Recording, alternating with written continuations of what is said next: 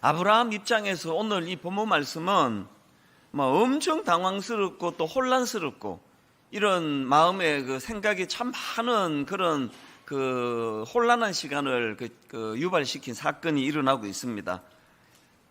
기근이 든 겁니다. 제가 기근을 그 국어사전을 찾아봤더니요, 흉년으로 먹을 양식이 모자라 굶주림.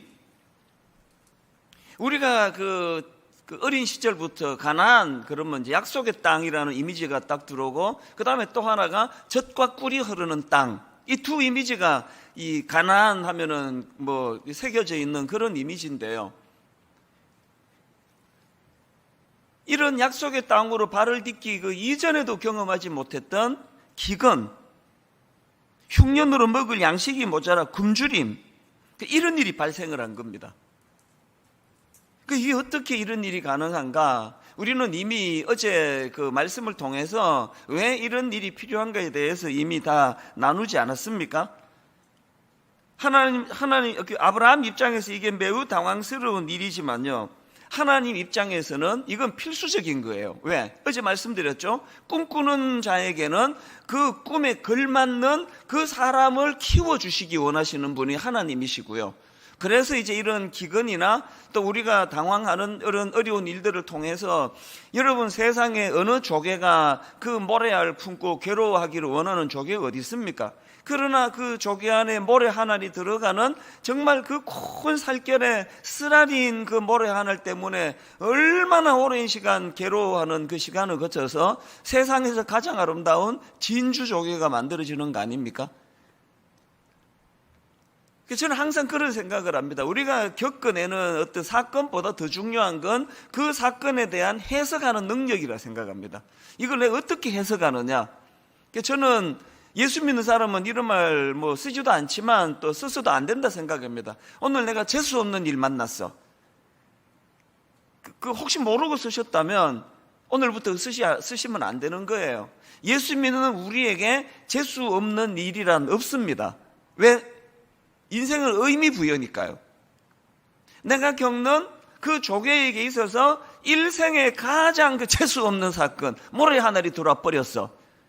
일생에 가장 기분 나쁜 그 사건을 통해서 아름다운 진주 조개가 만들어지는 것처럼, 기왕에 우리가 기근을 만났는데, 기왕에 내가 원치 않는 아픈 일들을 만났는데, 목사가 되면은요, 그 수많은 성도님들의 그 조개 같은 속살에 모래 한 알이 들어가 쓰라린 일을 겪고 있는다는 이런 이야기를 끊임없이 듣는 게 이게 목회자의 자리예요.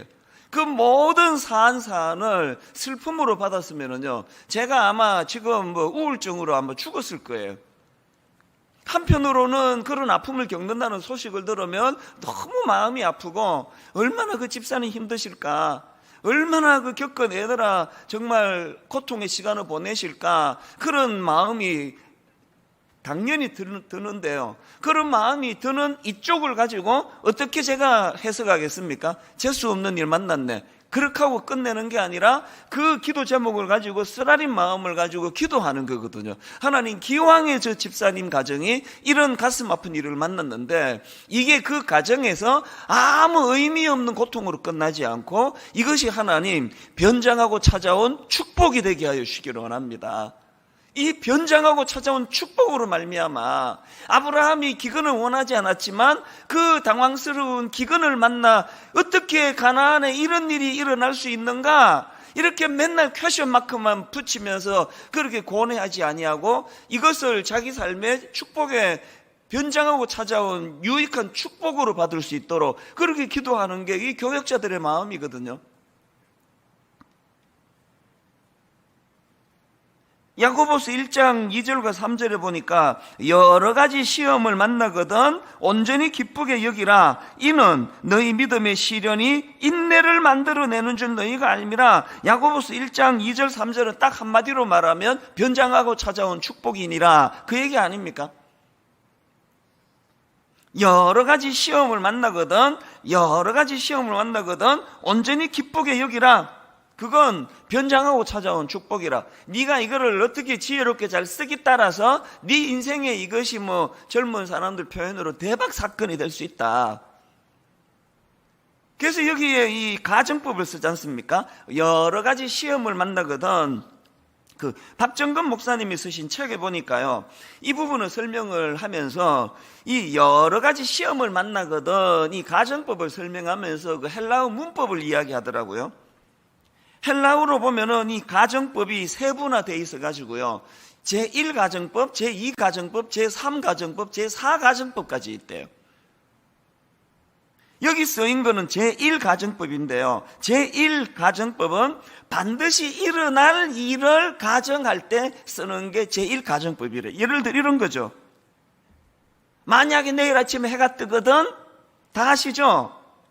내일 아침에 반드시 해 뜹니다. 해가 뭐 떴다 안 떴다 그러지 않습니다. 그런데 만약에 내일 아침에 해가 뜨거든 이렇게 표현한다면 이건 헬라어로 제1가정법이라는 거예요. 이 말씀에서 강조하는 게 뭡니까? 여러 가지 시험을 당하거든 이거는요, 아침에 해가 뜨는 것이 당연한 것처럼 우리들 삶에서 여러 가지 시험을 만나는 것은 너무나 당연한 것이니라, 이걸 강조하는 표현 아니겠습니까? 그래서 여러분, 하나님께서는 그 사람에게 꿈과 비전을 주실 뿐만 아니라 꿈과 비전으로 무장된 그 사람은 그 꿈에 걸맞는 그릇을 키워주시기 위하여 여러 가지 시험을 주시는데 그 시험을 기쁘게 또 당연하게 받으라, 그 얘기 아닙니까? 그래서 여러분, 이 야고보서 1장 2절 여러 가지 시험을 당하거든이라는 제1가정법으로 시작한 이 말씀이 어떻게 끝나는지 아십니까? 이게 어디로 결론이 내려지느냐? 자, 야고보서 1장 2절부터 다시 보십시오.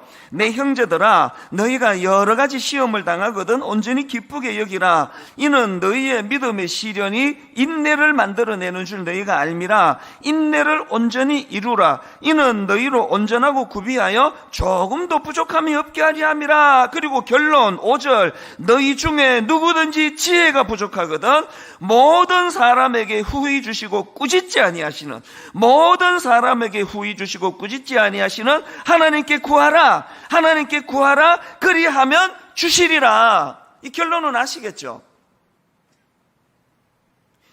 제1가정법을 가지고 여러 가지 시험을 만나거든이라는 이 가정법으로 시작된 이 말씀의 결론은요, 하나님께 구하라. 그리하면 주시리라예요. 제가 왜 이 말씀으로 오늘 설교를 시작하는지 아시겠죠? 아브라함이 이걸 실패했다는 거예요. 아브라함이. 불행하게도 아브라함은 하나님께서 자기에게 놀라운 꿈을 주시고 마침내 가나안에 당도하게 하실 뿐만 아니라 가나안에까지 길 안내하고요, 손 털고 내 할 일은 여기까지다 이러시는 하나님 아니세요. 내 할 일은 여기까지다. 이제 꿈은 내가 줬으니까 한번 해봐. 이 아니에요. 하나님은 끝까지 책임지시는 분이세요. 그래서 그 하나님께서 끝까지 책임지시는 가장 첫 번째로 보여주신 사건이 기근입니다. 기근. 이거는요, 받기에 따라서 아브라함 일생의 가장 큰 축복이 될 수 있는 거 아닙니까? 이 사건을 통해 얼마나 그가 영적으로 풍성하게 성장할 수 있는 복된 사건이 될 수 있는 거 아닙니까? 그런데 불행하게도 아브라함은 그 의미를 파악하지를 못한 거 아닙니까? 그래서 그 문제를 가지고 하나님께 의뢰했어야 되는데 자기 생각과 자기 방식으로 그 문제를 풀려고 하는 어리석은 태도를 본문에서 보여주고 있다는 겁니다. 그게 오늘 본문 창세기 12장 10절 말씀입니다. 그 땅에 기근이 들었으므로 아브라함이 애굽에 거류하려고 그리로 내려갔더니, 이 다시 한번 자세히 보세요. 문제 제기가요, 그 땅에 기근이 들었으므로예요. 문제 제기가. 그리고 그 문제 해결 방식이 바로 그 다음 나오는 아브라함이 애굽에 거류하려고 그리로 내려갔으니, 우리가 여기서 뭘 발견할 수 있습니까? 지금 문제 제기와 그 문제를 해결하는 방식 사이에 뭐가 하나 생략이 되어 있네요. 뭐가 생략되어 있습니까? 창세기 12장 4절에 있는 이 정신이 생략되어 있네요. 창세기 12장 4절 기억하시죠? 이에 아브라함이 여호와의 말씀을 따라갔고, 이 생략된 게 느껴지십니까? 문제 제기, 그 땅에 기근이 들었으므로 문제 해결 방식, 적극적으로 아브라함이 애굽에 거류하려고 거리로 내려갔으니 이게 뭐 시간적으로 적극적이라고 생각하지 않습니다. 그러나 지금 이 서술 방식을 보니까 문제 제기와 그 문제를 해결하는 방식에 있어서 생략돼 버렸어요. 그냥 바로 그 다음 나오는 게 내 생각에는 아닙니까? 내 방식에는 아닙니까?